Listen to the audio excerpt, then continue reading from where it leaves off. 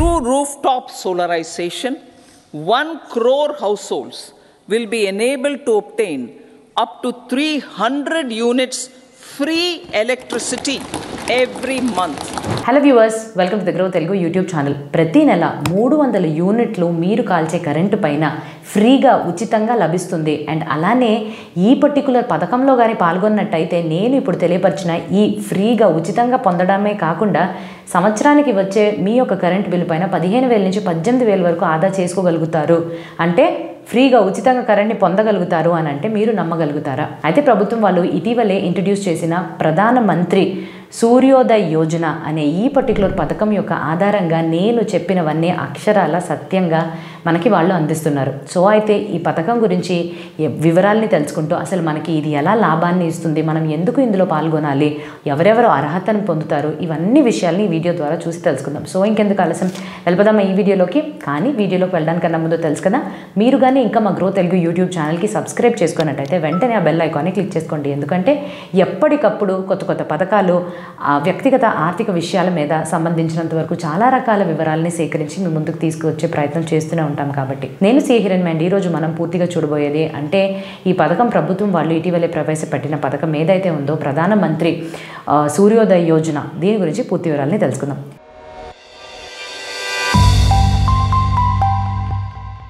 So మొట్టమొదటిది, ఇది ఎవరికి అర్హత ఆర్ ఎవరికి ఇది అమల్లోకి వస్తుంది. సో ఎవరైతే దాదాపుగా నెలకి 300 యూనిట్స్ కన్నా తక్కువ కరెంట్ని కాలుస్తారో వాళ్ళ యొక్క ఇంటిలపాదికి ఇది ఎక్కువగా టార్గెట్ చేశారు ప్రభుత్వం వాళ్ళు. అంటే సమాజంలో ఎవరైతే ఆర్థికంగా కొంచెం వెనకబడి ఉన్నారో వాళ్ళ కోసం ఎక్కువగా ఈ పర్టికులర్ పథకాన్ని అమలు చేశారు. సో ఈ పథకం యొక్క ఆధారంగా ఈ ఫ్రీ విద్యుత్తుని కాకుండా, అంటే ఉచితంగా విద్యుత్ని 300 యూనిట్ల కన్నా తక్కువ కాలుస్తూ ఉన్నట్టయితే వాళ్ళకి తప్పకుండా ఈ స్కీమ్లో పాల్గొన్నట్టయితే అది పూర్తిగా ఉచితంగా లభించడమే కాకుండా ఏదన్నా ఆదాగా ఆ 300 యూనిట్ల కన్నా తక్కువ కాలితే ఏదైతే మిగిలిన ఆదా ఉంటుందో దాన్ని కూడా ఉండే ఎలక్ట్రికల్ బోర్డ్కి మీరు అమ్ముకుని దాని నుంచి ఆదాయం అనేది పొందే విధంగా ఈ పర్టికులర్ పథకాన్ని అమల్లోకి తీసుకొచ్చారని తెలుస్తుంది. సో ఇప్పుడు ఈ పథకం గురించి మనం ఇంకా పూర్తి వివరాలని తెలుసుకుందాం. సో ఈ పథకం ఆధారంగా అసలు ఏం చేయాలి? మీకు కానీ ఇంటి పైన, అంటే మీ యొక్క మేడ పైన కానీ ప్లేస్ ఉన్నట్టయితే, మీరు కానీ ఈ పథకం ఆధారంగా కానీ రిజిస్టర్ చేసుకున్నట్టయితే తప్పకుండా గవర్నమెంట్ వాళ్ళే వచ్చి, అంటే మొత్తం ఖర్చుతోటి సోలార్ ప్యానెల్స్, అంటే రూఫ్ టాప్ పైన సోలార్ ప్యానెల్స్ని ఇన్స్టాల్ చేసి వెళ్తారు. సో ఈ సోలార్ ప్యానెల్స్ అంటే అయ్యో ఖరీదు ఎక్కువ కదా అని అనుకోవచ్చు. కాకపోతే ఇక్కడ 60% వరకు ప్రభుత్వం వాళ్ళే వచ్చి సబ్సిడీస్ని మనకు అందిస్తున్నారు. అండ్ అది కూడా నార్త్ ఈస్టర్న్ అండ్ కొండ ప్రాంతాల్లో కానీ ఇటువంటి సోలార్ ప్యానెల్స్కి వారు ఈ స్కీమ్లో పాల్గొనాలి అని అనుకుంటే 60% సబ్సిడీ కాస్త 70% వరకు పెంచి ఇస్తున్నారు. అయితే మీరు అనుకోవచ్చు, అయితే మిగిలిన 30%, 40% అన్నా నేను తీసుకట్టాలి కదా. అది కూడా అవసరం లేదు. రుణాల తరపున ఈ స్కీమ్ యొక్క ఆధారంగా రుణాల స్కీమ్లు ఆ రుణాలని కూడా ఇచ్చి వాళ్ళంతటా వాళ్ళే వచ్చి రూఫ్ టాప్ని ఈ సోలార్ ప్యానెల్స్ని ఇన్స్టాల్ చేసి మీ మేడ పైన వెళుతున్నారు. అయితే దీన్ని ఎలా చేస్తున్నారు? ఏవైతే సెంట్రల్ పబ్లిక్ సెక్టర్ అండర్టేకింగ్స్ ఉంటాయో, అంటే మనము వాళ్ళకు వచ్చే లాభాల ఆధారంగా కానీ చూస్తే మినీరత్న, మహారత్న, నవరత్న, సో ఇటువంటి వాళ్ళు స్పెసిఫిక్గా ఈ అండర్టేకింగ్స్ వాళ్ళు ఏం చేశారంటే ఈ పథకాన్ని చాలా సులువుగా సూటిగా మనకు అందేలా చేయడం కోసము స్పెషల్ పర్పస్ వెహికల్స్ SPVస్ని నిర్మించారు ప్రతి నగరంలో. అయితే SPVs అంటే ఏంటి? స్పెషల్ పర్పస్ వెహికల్స్ అని అంటే ఏదో ఒక ప్రత్యేకమైన కారణం కోసం ఆర్ ఒక ప్రత్యేకమైన విషయాన్ని సాధించడం కోసం ఇటువంటి వాటిని తీసుకొస్తారు. సింపుల్గా మనం అర్థం చేసుకోవాలి అని అంటే ఒక కంపెనీ ఏదైతే ఒక పనిని చెయ్యాలి అని అనుకుంటున్నారో దానికోసం ఒక సెపరేట్గా ఒక కంపెనీని పెట్టారనుకోండి, ఆ కంపెనీ యొక్క దృష్టి మొత్తం ఆ లక్ష్యం పైనే ఉంటుంది. అండ్ అలానే ఆ కంపెనీకి కావాల్సిన ఆర్థికం అవ్వచ్చు, అకౌంటింగ్ పరంగా అవ్వచ్చు, లేకపోతే లీగల్ పరంగా కూడా అవ్వచ్చు, అవన్నీ కూడా ఇచ్చిన ఒక లక్ష్యాన్ని చేరుకోవడానికి అన్ని డిజైన్ అయి ఉంటే ఆ తీరులోనే వర్క్ చేస్తూ ఉంటాయి. సో అలాంటిదే ఈ SPV కూడా. సో ఈ స్పెషల్ పర్పస్ వెహికల్ అనేది ఈ స్కీమ్ని చాలా ఈజీగా సులువుగా మన ముందుకు తీసుకురావాలి అనే ప్రయత్నంలోనే వీళ్ళు లాంచ్ చేయడం జరిగింది. అయితే వీళ్ళు ఏం చేస్తారు? 2 విషయాలు చూస్తారు. మొట్టమొదటిది, సోలార్ ప్యానెల్స్ని ఇన్స్టాల్ చేయడానికి ఏవైతే రుణాలు అనేవి కావాలో వాటిని ఇస్తారు. దాని తర్వాత 300 యూనిట్ల కన్నా తక్కువ కరెంట్ కాలి మీరు ఏదైతే ఆదా చేస్తారో ఒక నెలలోనే దాన్ని మీరు అమ్మి వచ్చిన డబ్బులతోటి ఈ లోన్ని తీర్చేసుకోవచ్చు. అంటే EMI లాంటివి చెల్లించాల్సిన అవసరమే లేదు. రుణం అనేది ఉంటుంది. ఆ రుణం ఎలా తీరుతూ వస్తుంది? మీరు ఏదైతే ఆదా చేసిన 300 యూనిట్లోనే కాల్చిన తర్వాత ఆదా అయిపోయి ఉంటాయి కదా, వాటిని మీరు ఎలక్ట్రిసిటీ బోర్డుకి తిరిగి అమ్మినప్పుడు వచ్చిన ఆదాయంతో మీరు ఈ రుణాన్ని తీర్చేసుకోవచ్చు. సో అలాగని చూస్తే సుమారుగా ఒక 10 సంవత్సరాల లోపే ఈ రుణాన్ని అదే విధంగా మీరు అమ్మేసి ఆదాయన కరెంటు తోటి తీర్చేసుకున్నట్టయితే 10 సంవత్సరాల్లోనే మీకు సోలార్ ప్యానెల్స్కి మీరు ఓనర్స్ అయిపోయినట్టే. 10 సంవత్సరాల తర్వాత రుణం లేదు. ఏదైతే ఆదాయం అంటే ఆదా చేసుకున్న కరెంట్ని మీరు అమ్ముతారో దాని నుంచి వచ్చే ఆదాయం పూర్తిగా మీ పాకెట్లోకి వచ్చేస్తుంది. అయితే ఈ పథకం ఎంత బాగా ఉంది చూడండి. మీరు ₹1 ఖర్చు పెట్టకుండానే వాళ్ళే సొంతగా వచ్చి అన్నీ ఇచ్చి వేసేసి మీ కరెంట్ ఆదా చేసుకోవచ్చు బిల్ పైన. అండ్ దాంతోపాటుగానే ఇంకొక చోట నుంచి అంటే మీరు ఇలాగ 10 సంవత్సరాల తర్వాత రుణాలన్నీ తీరిపోయిన తర్వాత మీకే ఒక ఆదాయం అంటూ లభిస్తుంది ఈ పథకం యొక్క ఆధారంగా. సో ఎవరైతే సమాజంలోని కొంచెం వెనకబడి ఉన్నారో, పూరర్ అండ్ వీకర్ సెక్షన్స్ ఉన్న వాళ్ళకి ఎక్కువగా ఇది కొంచెం ప్రాధాన్యతనైతే ఇస్తుంది ఈ స్కీమ్. అయితే ఈ స్కీమ్లోని ఎలా వర్క్ అవుతుంది స్కీమ్లోని సబ్సిడీస్ ఎంత అనేది ఇప్పుడు మనం తెలుసుకుందాం. సబ్సిడీస్ విషయం తెలుసుకోవడానికన్నా ముందు అసలు ఈ పర్టికులర్ పథకాన్ని ఎందుకు ప్రవేశపెట్టారు? సో మన దేశంలోని ఇప్పుడు మన యొక్క ఎనర్జీ అవసరాల కోసం అంటే కరెంట్ కావాలనో విద్యుత్ కావాలనో వివిధ రకాల విషయాల కోసం మనం ఎక్కువగా ఇతర దేశాల మీద ఆధారపడుతూ దిగుమతి చేసుకుంటున్నాం ఫ్యూయల్స్లో, ఆయిల్ రూపంగా, వీటన్నిటి రూపంగా. అయితే వీటి మీద మన యొక్క ఆధారం పడడం అనేది అంటే ఎక్కువగా అక్కడ ఖర్చు చేస్తున్నాం కదా. అండ్ ఇది కూడా ఏదో ఒక రకంగా పర్యావరణాన్ని దెబ్బతీస్తుంది అనే ఈ విషయంతో మన ప్రభుత్వం వాళ్ళు ముందే గ్రహించి ఇలా కాదు, ఒక రెన్యూబుల్ సోర్స్ ఆఫ్ ఎనర్జీ ఏదైతే మనం సస్టైనబుల్గా పర్యావరణాన్ని కాపాడుకుంటూ మళ్ళీ మనకి కూడా ఇలాంటి కరెంట్ని సరఫరా చేసే విధం ఏదైనా ఉందంటే వెంటనే సోలార్ ప్యానెల్స్ మీద దృష్టి అనేది వచ్చింది. ఈ సోలార్ ఎనర్జీ పట్ల చాలా అశ్రద్ధని వహించాము. 2022లోని మనము ఏర్పరచుకున్న లక్ష్యాలని అస్సలు చేరలేకపోయాము అని అంటూ ఇటువంటి పథకాలు అమలు వెంటనే చెయ్యాలి అనే నిర్ణయం తీసుకున్నారు. సో ఎటువంటి టార్గెట్స్ని పెట్టుకున్నారు?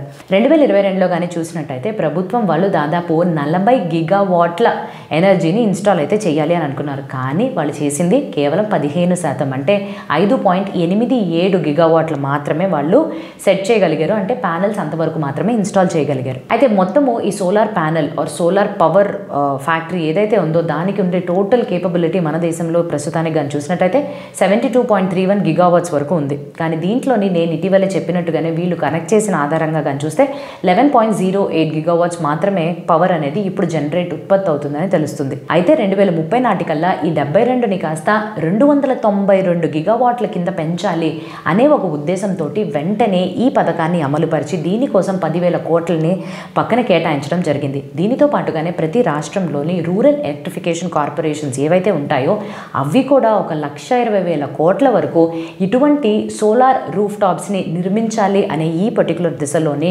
ఇంతవరకు కూడా ఏదైతే లోన్ల కింద కానివ్వండి, సబ్సిడీ రూపంలో కానివ్వండి, మేము కూడా ముందుకొచ్చి సహాయం చేస్తాము అని అంటూ ఈ పర్టికులర్ స్కీమ్ యొక్క భాగంగా నిలిచారు. అయితే ఈ స్కీమ్లో భాగంగా అసలు ఎంత సబ్సిడీ అనేది లభిస్తుంది? 1 కిలోవాట్ పవర్ కెపాసిటీ గల సోలార్ రూఫ్ టాప్ని కానీ వేసుకున్నట్టయితే దాదాపుగా 120 యూనిట్ల కరెంట్ని విద్యుత్ని అది ఉత్పత్తి చేస్తుంది. సో దీనికి అయ్యే ఖర్చు దాదాపుగా 50,000 రూపాయలు. అయితే 2 కిలోవాట్ల వరకు కానీ 3 కిలోవాట్ల వరకు కానీ కూడా మీరు ఈ రూఫ్ టాప్ని కానీ అంత కెపాసిటీ ఉన్నదాన్ని మీ యొక్క సోలార్ మీ రూఫ్ టాప్ పైన వేసుకున్నట్టు ఇన్స్టాల్ చేసుకున్నట్టయితే ప్రభుత్వం వాళ్ళు మీకు అందించే సబ్సిడీ ఈ పథకం ఈ స్కీమ్ ప్రకారంగా అందించే సబ్సిడీ విషయానికి వస్తే 40 నుంచి 70% వరకు ఉంది. అదే కానీ మీరు 10 కిలోవాట్ల వరకు కానీ కెపాసిటీ ఉన్న సోలార్ ప్యానెల్ని ఇన్స్టాల్ చేసుకున్నట్టయితే మీకు లభించే సబ్సిడీ అనేది 20% వరకు ఉంది.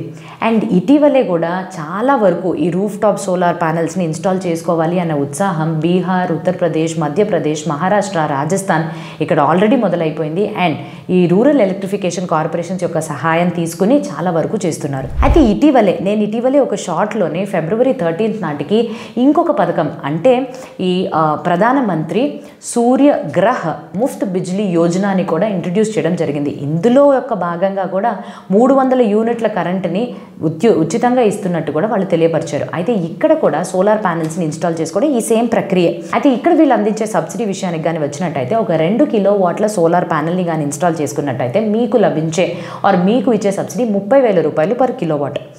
అయితే ఇప్పుడు దీన్ని కానీ ఇంకొక కిలోవాట్ అంటే 3 కిలోవాట్స్కి కానీ పెంచుకున్నట్టయితే ఆ అడిషనల్ 1 కిలోవాట్కి 18,000 రూపాయల వరకు ఇస్తున్నారు. అయితే 3 కిలోవాట్ల కన్నా ఎక్కువగా 10 కిలోవాట్ల వరకు కూడా మీరు సోలార్ రూఫ్ టాప్స్ని ఇన్స్టాల్ చేసుకోవాలి అని అనుకుంటే అప్పుడు మొత్తం మీద మీకు పూర్తిగా వచ్చే సబ్సిడీ 78,000. అయితే మీరు ఇప్పుడు ఒక డౌట్ అడగచ్చు, ఇప్పుడు మీరు సూర్యోదయ యోజన స్టార్ట్ చేశారు, మళ్ళీ ఇప్పుడు ఈ ముఫ్త్ బిజ్లీ సూర్య ఈ యోజన గురించి కూడా చెప్తున్నారు, అసలు రెండు ఏంటి? కొంచెం కన్ఫ్యూజన్గా ఉంది. సో టెక్నికల్గా పెద్దది ఏదైతే ఈ సూర్యోదయ ప్రధానమంత్రి యోజన ఉందో ఇది పెద్దది. సో దీనికి కొంచెం సహాయతను అందించాలి, దీనికి అసిస్టెన్స్ ఇవ్వాలి అని అంటూ ఈ ముఫ్త్ బిజ్లీ యోజనాని కూడా మళ్ళీ ప్రవేశపెట్టి దీనికోసం 75,000 కోట్లని కేటాయించి ప్రస్తుతానికి ఈ 2 పథకాలు చూసుకున్నప్పటికీ కూడా సోలార్ ప్యానెల్స్ని చాలా త్వరగా మన దేశంలోని 2030 నాటికల్లా 292 గిగావాట్స్ కెపాసిటీకి రీచ్ అయిపోవాలి. సో మొత్తంగా మనం సస్టైనబుల్ ఎనర్జీ వైపుగా మారిపోవాలి అనే దిశలోనే ఈ రెండింటిని అమలుపరచడం జరిగింది. అయితే ఇప్పుడు ఎందుకు ఇటువంటి పథకాలని తీసుకొస్తున్నారు? సో మొట్టమొదటిది నేను ఇప్పుడు చెప్పినట్టుగానే మన దేశం ఎక్కువగానే దిగుమతి చేసుకునే ఈ ఫ్యూవల్స్ పైనే ఆధారపడి ఉంది ఎనర్జీ అవసరాల కోసం. సో ఎక్కువగానే ఏదన్నా ఒక పరిస్థితులు ఇవన్నీ ఆగిపోయినట్టయితే మనకి కరెంట్ అనేది లేకుండా ఉంటుంది. సో కరెంట్ లేకపోతే అసలు ఎలా జీవిస్తాము? అస్సలు కుదరని పని కదా.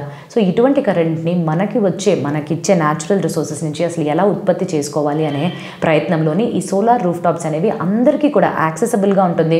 మీ ఇంటి పైన చిన్న స్థలంలో కూడా ఇవన్నిటినీ కూడా పెట్టుకునే విధంగా వాళ్ళే వచ్చి చూసి ఇన్స్పెక్షన్స్ చేసి మొత్తం ఇన్స్టలేషన్స్ అయితే చేసి వెళ్ళిపోతారు. సో మొట్టమొదటిది మన ప్రభుత్వం వాళ్ళు కానీ మనం కానీ ఇమీడియట్గా ఇప్పుడు మనకుండే ఈ ఎనర్జీ క్రైసిస్లోని రెన్యూవబుల్ ఎనర్జీ సోర్సెస్ వైపుగానే మనం దిశలు వేయాలి. రెండవది, మీరు అసలు ₹1 కూడా ఖర్చు చేయకుండా మీరు కానీ మేడ పైన కొంచెం ప్లేస్ని కానీ ఇచ్చినట్టయితే తప్పకుండా దాని నుంచి మీరే 10 సంవత్సరాల్లోని వాళ్ళు రుణాల రూపంగాను సబ్సిడీస్ రూపంగాను అన్నీ ఇచ్చి తీరిపోయిన తర్వాత ఇది ఒక అడిషనల్ సోర్స్ ఆఫ్ ఇన్కమ్గా తయారవుతుంది. సో మీకు ఆదాయం అనేది వస్తుంది. ఇది రెండవ కారణం. Free electricity. సో ఉచితంగా మనకి అంటే ఒక మధ్యతరగతి కుటుంబానికి కానీ మీరు తీసుకున్నట్టయితే కరెంటు బిల్లు పైన కొంచెం ఎక్కువ శాతంగా ఖర్చు అనేది చేస్తూ ఉంటారు. అయితే ఇటువంటి పథకాలని అమలు పెట్టినప్పుడు వాళ్ళకు ఒక ప్రోత్సాహాన్ని ఇస్తూ అయ్యో బాగానే ఉంది కదా, కరెంటు బిల్లు మీద చాలా ఆదా చేసుకోవచ్చు, ఇన్ఫ్యాక్ట్ ఫ్రీగానే మనం కరెంట్ని యూజ్ చేసుకోవచ్చు అనే ఒక థాట్ కోసం కూడా వాళ్ళు ఇన్స్టాల్ చేసుకోవడం కూడా చేస్తారు. ఇలా చేసుకున్న వాళ్ళకి నేను చెప్పినట్టుగా ఇది ఆదాయం పరంగా కూడా వాళ్ళకి లాభాన్ని తెచ్చిపెడుతుంది.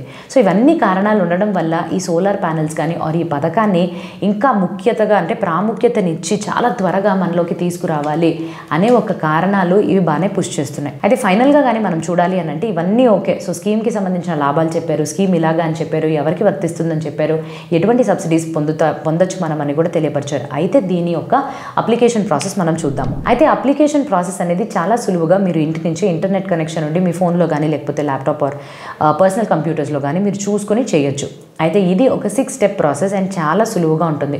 మొట్టమొదటి మీరు చేయాల్సింది ఏంటి అంటే pmsuryagar.gov.in ఇదే అఫీషియల్ వెబ్సైట్. ఈ పర్టికులర్ వెబ్సైట్కి వెళ్ళి మొదట మిమ్మల్ని మీరు రిజిస్టర్ చేసుకోవాల్సి ఉంటుంది. సో మిమ్మల్ని మీరు రిజిస్టర్ చేసుకోవాలి అని అంటే వివిధ రకాల వాళ్ళు అడిగే వివరాలని మీరు పూర్తి చేయాల్సి ఉంటుంది. మొట్టమొదటిది మీ రాష్ట్రాన్ని ఎంచుకోవాలి. ఇలా ఎంచుకున్న తర్వాత మీ డిస్కామ్ అంటే మీ యొక్క నగరంలో రాష్ట్రంలోని ఏ పర్టికులర్ ఎలక్ట్రిసిటీ బోర్డు కింద వస్తారో దాన్ని మీరు ఎంచుకోవాలి. ఇలా ఎంచుకున్న తర్వాత మీ ఎలక్ట్రిసిటీ కన్జ్యూమర్ నంబర్ని వెయ్యాలి. దాని తర్వాత మీ యొక్క registered mobile number and mail ఐడిని ఇచ్చిన తర్వాత డీటెయిల్స్ కానీ మీరు సబ్మిట్ చేస్తే అది నెక్స్ట్ పేజ్లోకి వెళ్ళి ఇంకా పర్టికులర్ అయిన డీటెయిల్స్ లైక్ ఓటీపీ అడుగుద్ది. మీ యొక్క ఫోన్ ఏదైతే రిజిస్టర్ చేసుకుంటారో మీరా కాదా అని తెలుసుకోవడానికి ఓటీపీని జనరేట్ చేస్తారు. దాని తర్వాత క్యాప్చా అంటే అక్కడికి ఇచ్చిన ఆ పర్టికులర్ కోడ్ని కూడా ఇస్తారు. ఇవన్నీ ప్రాసెస్లు వాళ్ళు అడిగినట్టుగానే వివరాలన్నింటినీ కూడా మీరు తెలియపరిచి అక్కడ నింపి మొత్తం అని సబ్మిట్ చేసినట్టయితే మీకంటూ రిజిస్ట్రేషన్ ఐడి ఆ పోర్టల్లోని మీకంటూ ఒక సెపరేట్ రిజిస్ట్రేషన్ ఇది క్రియేట్ అవుతుంది. రెండవది అప్లికేషన్ని ఎట్లాగా ఫిల్ చేయాలి. సో మీరు ఏదైతే రిజిస్టర్ చేసుకున్న తర్వాత మీ consumer number and register mobile number ఈ రెండింటిని పెట్టుకుని మీరు ఈ పర్టికులర్ పోర్టల్లోకి లాగిన్ అవ్వచ్చు.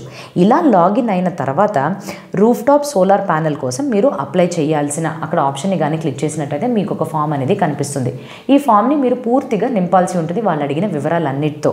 ఇక్కడ మీరు వివరాలు నింపేటప్పుడు కొంచెం జాగ్రత్తని వహిస్తూ అన్నిటినీ కూడా చాలా సులువుగా అంటే కరెక్ట్గానే మనం నింపుతున్నామా లేదా అనే విషయం మీద జాగ్రత్త తీసుకోవాలి. ఇది స్టెప్ నెంబర్ 2. మూడవ స్టెప్, మీరు ఏదైతే అప్లికేషన్ని సబ్మిట్ చేస్తారో మీ పక్కన మీ రాష్ట్రంలో ఉండే ఆ డిస్కామ్ ఫెసిలిటీ వాళ్ళు అటువంటి అప్లికేషన్ని పూర్తిగా అన్ని విధాలుగా చెక్ చేసి అక్కడ కుదురుతుందా లేదా ఫీజిబిలిటీ అనాలిసిస్ అనేది చేస్తారు. ఫీజిబిలిటీ అంటే ఏంటి, మీ యొక్క మేడ పైన ఇది మనం ఇన్స్టాల్ చేయగలమా లేదా అనే విషయం పైన వాళ్ళు అన్ని రకాల విషయాల్ని చూసుకుంటారు. ఫీజిబిలిటీ ఓకే పర్లేదు వెళ్ళొచ్చు ముందుకి అని అంటే వాళ్ళు మీకు అప్రూవల్ అనేది ఇస్తారు. ఇలా అప్రూవల్ ఇచ్చిన తర్వాత మీరు అసలు ఎవరి దగ్గరికి వెళ్ళి సోలార్ రూఫ్ టాప్ ప్యానెల్ని కొనాలి అని అంటే ఒక అప్రూవ్డ్ లిస్ట్ ఉంటుంది. ఎవరైతే వెండర్స్ ఉంటారో ఈ సోలార్ రూఫ్ టాప్ అని వివిధ రకాల పీపుల్ మేము చేస్తాం అంటారు కదా. కాకపోతే ఇక్కడ డిస్కామ్లో ఎవరైతే అప్రూవ్డ్ వెండర్ లిస్ట్లో ఉంటారో వాళ్ళ దగ్గర వాళ్ళందరి నుంచి ఒకళ్ళు ఎంచుకొని మీరు ఇన్స్టాల్ చేసుకోవాల్సి ఉంటుంది. ఇది స్టెప్ నెంబర్ 3. సో ఈ పర్టికులర్ స్టెప్లోనే మీరు ఆ డిస్కామ్ వాళ్ళు ఓకే చెప్పి వెండర్ లిస్ట్ నుంచి ఒకరిని ఎంచుకొని వాళ్ళు మీ ఇంటికి వచ్చి మొత్తం అంతా పరిశీలించిన తర్వాత ఒక సోలార్ రూఫ్ టాప్ని ఇన్స్టాల్ చేస్తారు. ఇలా ఇన్స్టాల్ చేసిన తర్వాత మళ్ళీ ఇంకోసారి పోర్టల్కి వెళ్ళి ఇలా ఇన్స్టాల్ చేశారు, ఈ ప్లాన్ యొక్క పూర్తి వివరాలని సబ్మిట్ చేస్తూ నెట్ మీటర్ కావాలి అనే ఒక అప్రూవల్ ఆర్ ఒక రిక్వెస్ట్ని పెట్టాల్సి ఉంటుంది. నెట్ మీటర్ అంటే ఏంటి? ఈ సోలార్ ప్యానెల్ ద్వారా ఎంత విద్యుత్ అనేది సరఫరా అవుతుంది, మీ దగ్గర ఎంత ఖర్చు అవుతుంది అండ్ గ్రిడ్లో ఎంత ఎక్సెస్గా మిగిలిపోతుంది, ఇవన్నిటినీ కూడా మనం ఎలాగైతే కరెంట్ మీటర్ పెట్టుకుంటామో అదే తీరుగా ఈ నెట్ మీటర్ అనేది సోలార్ ప్యానెల్స్ నుంచి వచ్చేదానికి పూర్తిగా ఒక అక్యురేట్ కౌంట్ అనేది ఇస్తుంది. సో ఈ నెట్ మీటర్ని అప్లై చేయాల్సి ఉంటుంది సోలార్ రూఫ్ టాప్ని పెట్టిన తర్వాత. Step number 5. So net meter కోసం మీరు రిక్వెస్ట్ పెట్టిన తర్వాత డిస్కామ్ వాళ్ళు ఈ పర్టికులర్ రిక్వెస్ట్ని చూసి వాళ్ళే పర్సనల్గా మీ ప్లేస్కి వచ్చి ఇన్స్టలేషన్ సరిగ్గానే జరిగిందా, మిగతా అన్ని విషయాలు కూడా కరెక్ట్గానే ఉందా అనే విషయాన్ని పూర్తిగా వాళ్ళే ఇన్స్పెక్ట్ చేసిన తర్వాత ఈ సర్టిఫికేట్ అనేది మీకు ఇస్తారు. సో ఈ సర్టిఫికేట్ అనేది ఒక గ్రీన్ సిగ్నల్ లాగా మీరు ఇంకా ఈ పర్టికులర్ సోలార్ ప్యానెల్ని వాడేసుకోవచ్చు అనే దానికి.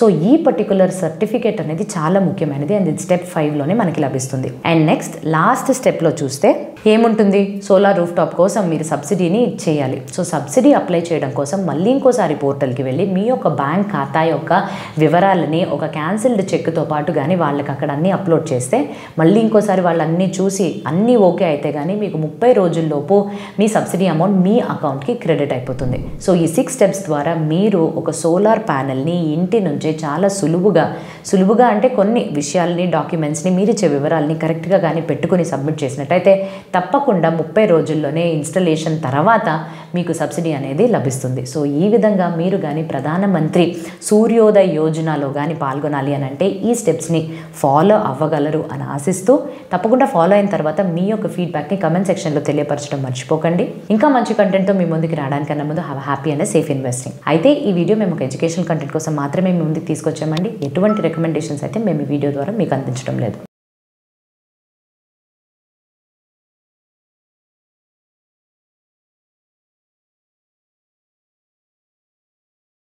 Investment in securities market are subject to market risks. Read all the related documents carefully before investing. Please read the risk disclosure documents carefully before investing in equity shares, derivatives, mutual fund, and or other instruments traded on the stock exchanges.